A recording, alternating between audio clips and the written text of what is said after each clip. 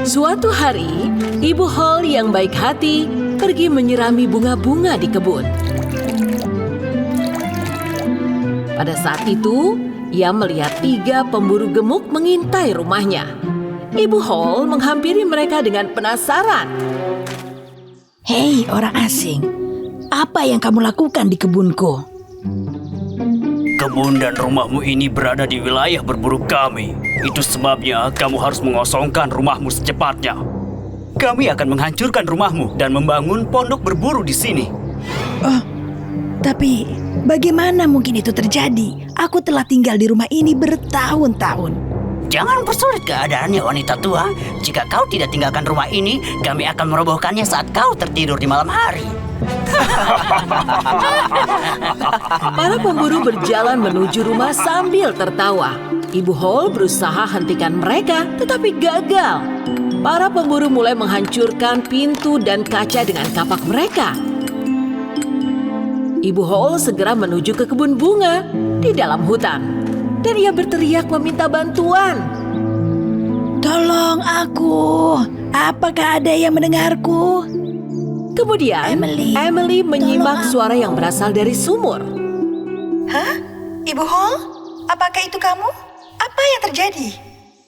Oh, Emily, kamu harus segera datang. Aku butuh bantuanmu. Emily meninggalkan kristiknya dan berpegangan pada tali menuruni sumur.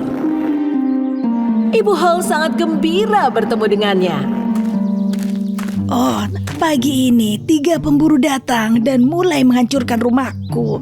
Mereka akan menjadikannya pondok pemburu. Oh, tapi kamu telah tinggal di sana bertahun-tahun. Mereka tidak bisa melakukan itu. Oh, aku punya ide. Ayo kita akan selamatkan rumahmu dari para pemburu. Saat para pemburu sedang menghancurkan bagian dalam rumah, sebuah bayangan hitam melintasi jendela. Hei, apa kalian lihat? Siapa itu? Mungkin beruang? Mereka agak panik saat bayangan yang sama melintasi jendela untuk kedua kalinya. Oh, dia melintas lagi. Ini pasti seekor beruang. Para pemburu mengambil anak panah dan menyerbu keluar.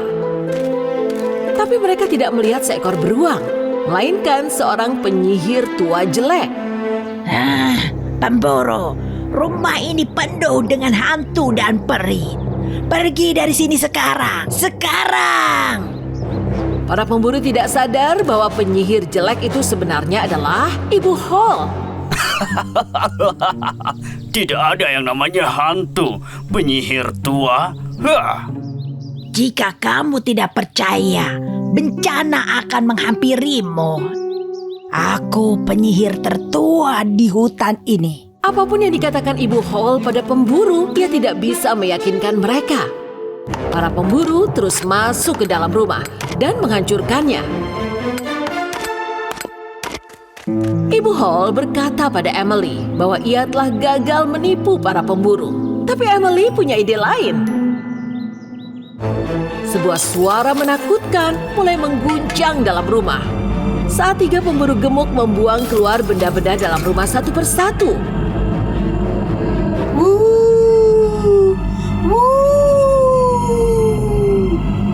Aku adalah roh rumah ini. Sekarang, aku akan menemuimu. Pemburu takut dengan suara itu. Saat mereka melihat sekeliling, dengan cepat vas bunga di atas meja jatuh dengan keras. Bagaimana vas itu jatuh? Kau menjatuhkannya. Tidak, bukan aku. Dia. Tidak, kakimu pasti membenturnya.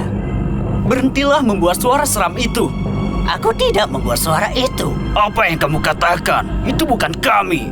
Saat para pemburu sedang berdebat di antara mereka, buku-buku mulai berjatuhan sendiri ke lantai. Para pemburu tidak tahan dengan rasa takut dan kabur keluar. Kepalanya keluar dari belakang kursi, tempatnya bersembunyi, dan tertawa pelan. Ternyata itu adalah Emily sendiri yang menakuti para pemburu dengan suaranya dan menjatuhkan benda-benda dengan sebuah tali transparan. Tuan, si penyihir tua itu telah mengecoh kita. Ayo lanjutkan pekerjaannya. Saat pemburu masuk, mereka melihat hantu dengan mata hitam yang besar tepat di depan mereka. Para pemburu berlari kabur dari rumah. Kaki mereka terjerat, tidak pernah kembali. Ternyata yang mereka kira hantu adalah Ibu Hall sendiri. Para pemburu berlari sangat cepat sehingga mereka tersesat. Sementara mereka bertemu seorang anak perempuan di hutan. Hei anak perempuan, jangan pergi ke arah itu. Di sana ada rumah yang penuh hantu. Aku rasa hantu menyebabkan kita kehilangan arah. Dan kehilangan jejak. Oh tidak, itu sangat buruk. Maka ambillah kunci ini. Sebuah gerbang emas akan muncul di hadapanmu. Larilah dari sana. Para pemburu ditinggalkan dengan kunci yang mereka ambil. Tapi mereka tidak tahu bahwa anak perempuan ini adalah Emily yang menakuti mereka. Agak di kejauhan, sebuah gerbang emas muncul di belakang pemburu. Penampilan tiap pemburu yang melintasi gerbang menjadi berubah. Kapak dan panah mereka hilang. Aku tidak akan lagi berburu karena semua binatang adalah temanku. Aku akan menghormati alam, menjaga pohon dan semua tanamannya. Aku tidak akan pernah membahayakan rumah orang lain lagi. Ketiga pemburu berubah menjadi lelaki berhati baik dan pergi. Di sisi lain, Emily kembali ke Ibu Hall dengan bahagia. Lihatlah Ibu Hall, kita tahu kita dapat ke rumahmu kembali. Ya, para pemburu tidak memburu kita. Kita yang hantui mereka. Tetapi rumah Ibu Hall berantakan dan kacau. Bersama mereka putuskan untuk perbaiki dan memulihkan rumah. Bersama mereka putuskan untuk perbaiki dan memulihkan rumah. Tapi Emma, ia tidak suka bekerja sama sekali. Emily pergi ke kebun bunga dan memanggil Emma. Saat Emma tahu bahwa Ibu Hall butuh bantuan, ia dengan senang setuju untuk datang. Mereka saling membantu selama beberapa hari dan perbaiki rumah, juga membersihkan semuanya. Di sore hari, mereka duduk mengelilingi meja yang penuh makanan lezat dan bicara tentang pentingnya solidaritas perempuan. Karena saat perempuan saling membantu, lebih mudah menyelesaikan setiap permasalahan.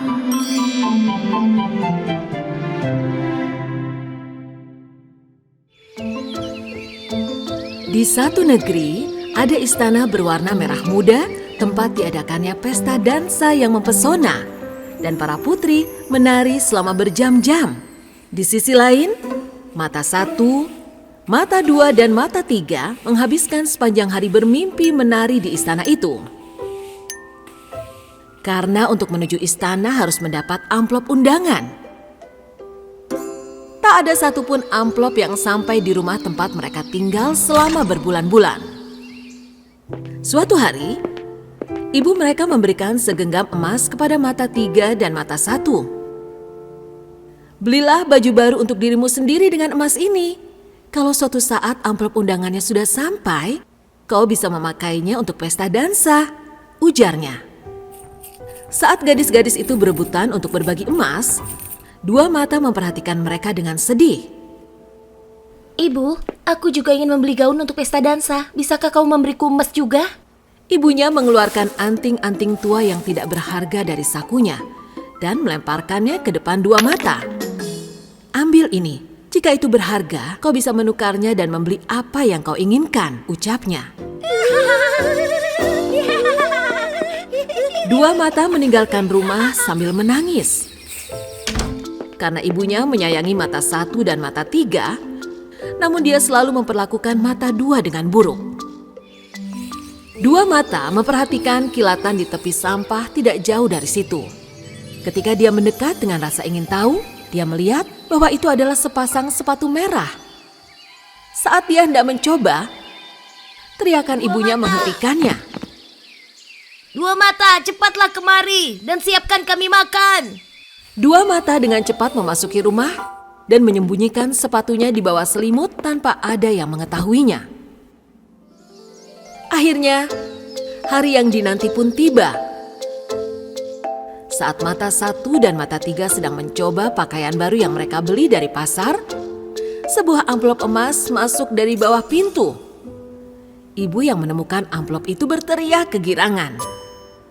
Anak-anak, bersiaplah. Kita akan pergi ke pesta dansa. Sementara gadis-gadis itu bersiap-siap dengan cepat, 2 mata meminta untuk memakai salah satu pakaian saudara perempuannya.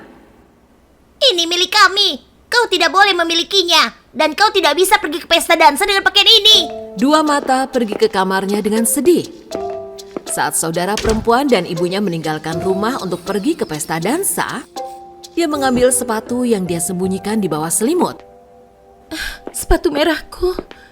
Aku tidak bisa pergi ke pesta dansa dengan hanya mengenakanmu. Aku butuh baju baru. Saat 2 mata mengenakan sepatu merah, pakaiannya yang compang-camping hilang dan berganti dengan gaun berkilauan yang indah. 2 mata tidak percaya dengan keajaiban sepatu merah itu. Dan segera pergi ke istana dengan penuh semangat. Ketika dia memasuki ruang dansa, mata 1, mata 3 dan ibu mereka tidak dapat mempercayai apa yang mereka lihat. Oh, tidak mungkin.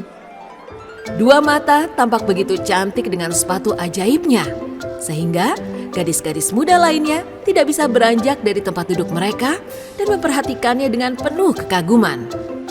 Saat si 3 mata, 1 mata dan ibu mereka meninggalkan istana karena malu, si 2 mata menari seperti seorang putri sepanjang malam dengan sepatu merahnya. Karena hatinya yang penuh kebaikan, pantas mendapatkan yang terbaik dari segalanya.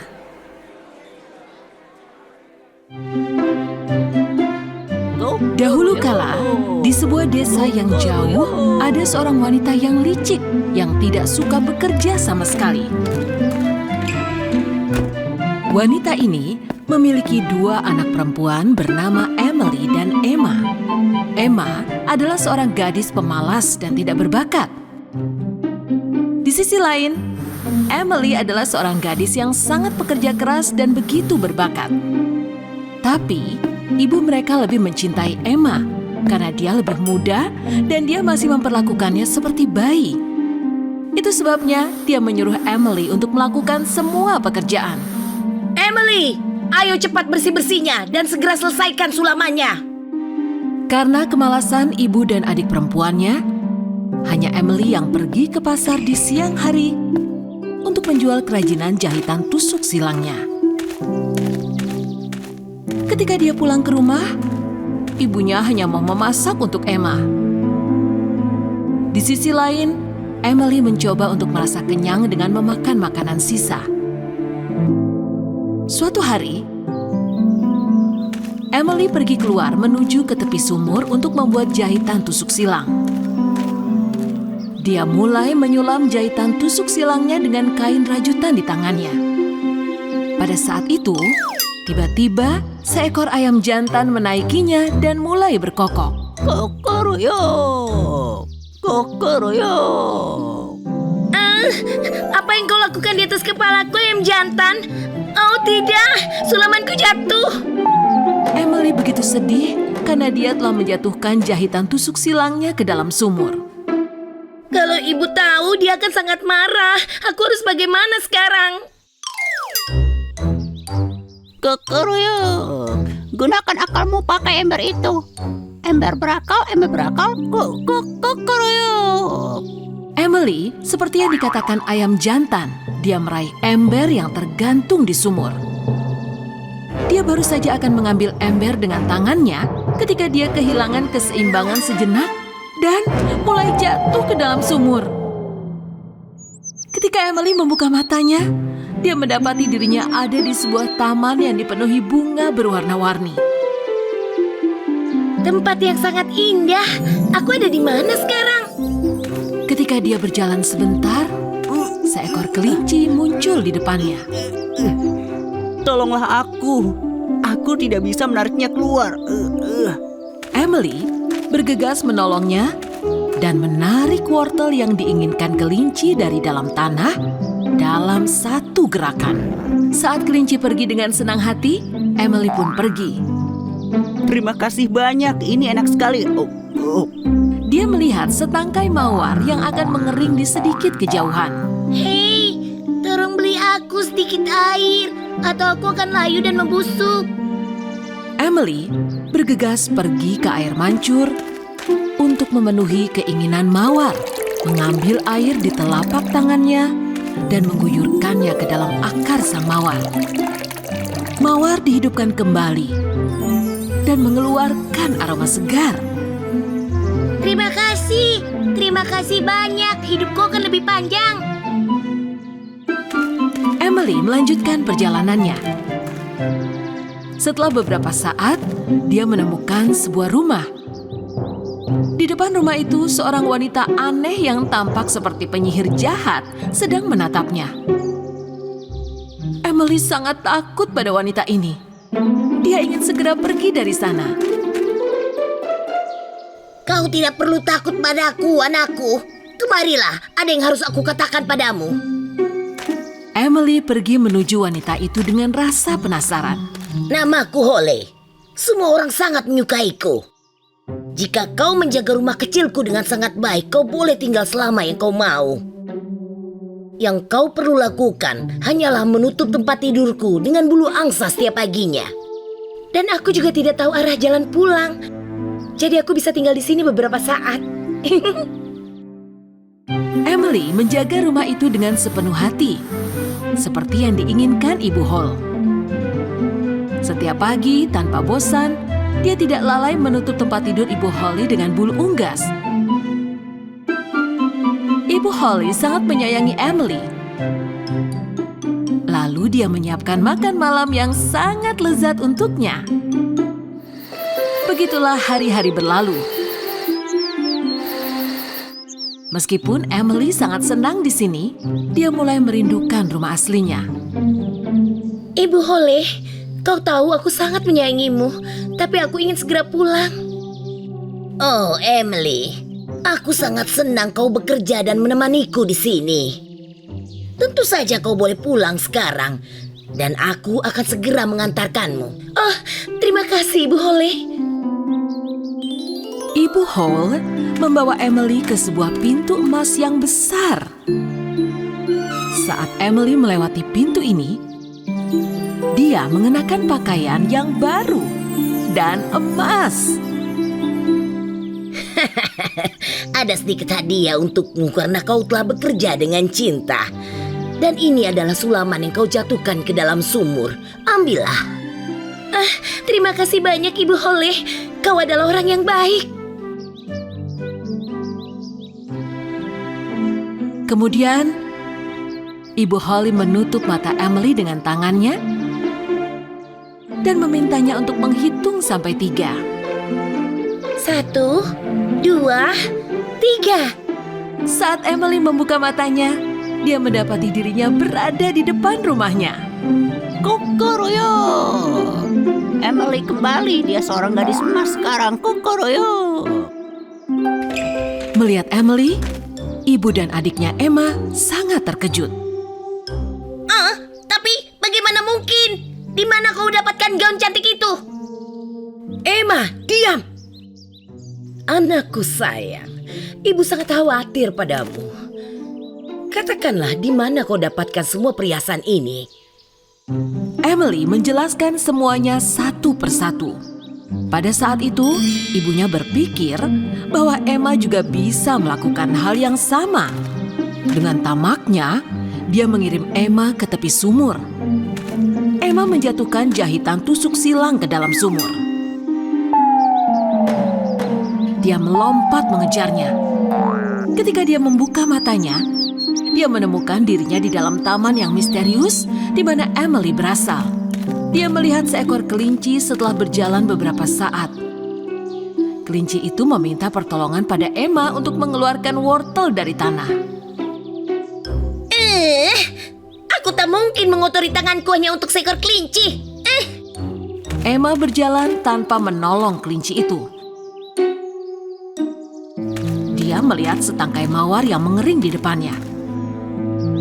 Mawar itu meminta pertolongan. Aku tak mungkin memberimu air karena kau punya banyak duri dan itu bisa menyakitiku.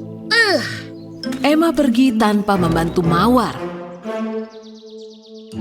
Akhirnya, dia menemukan rumah Ibu Holly. Aku dengar kau membutuhkan seseorang untuk bekerja di sini. Kau bisa memberiku pekerjaan? Ingat, setiap pagi kau harus meletakkan bulu angsa di tempat tidurku.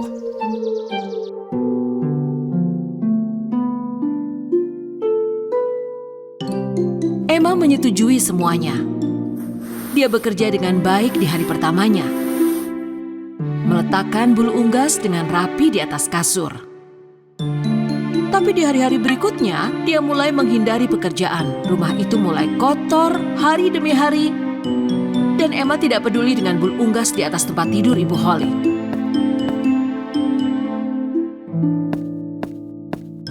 Ibu Holly sangat marah melihat Emma tidak bekerja sesuai dengan janjinya. Aku rasa sudah saatnya kau harus pulang sekarang. Emma sangat senang mendengar ini. Karena dia sangat menginginkan perhiasan emas dan baju-baju yang cantik secepatnya. Hore, aku akan mendapatkan hadiahku dan pulang. Ibu Holly mengantarnya ke gerbang pintu emas. Saat Emma melewati pintu itu, dia malah dihujani lumpur, bukan emas. Kenapa jadi begini? Ini apa? Pintu ini tidak menghujanimu dengan emas karena kau tidak melakukan pekerjaan dengan baik. Sekarang hitunglah sampai 3 dan segeralah pulang. 1, 2, 3. Kemudian dia mendapati dirinya di taman rumahnya. Melihatnya, sang ayam jantan mulai berkokok. Kukuruyuk. Emma kembali, dia adalah seorang gadis lumpur sekarang. Kukuruyuk. Ibu dan adik perempuannya Emily sangat kaget melihat Emma di dalam lumpur. Emma memberitahu mereka bahwa pakaian berlumpur ini adalah hadiah untuknya karena tidak melakukan pekerjaan dengan baik yang telah diberikan Ibu Hall padanya. Sejak hari itu, Emma mengerti pentingnya melakukan pekerjaan dengan cinta dan menjadi lebih pintar, serta mulai membuat jahitan tusuk silang seperti kakaknya Emily. Dengan demikian, kedua saudari itu hidup bahagia dengan membuat dan menjual jahitan tusuk silang bersama.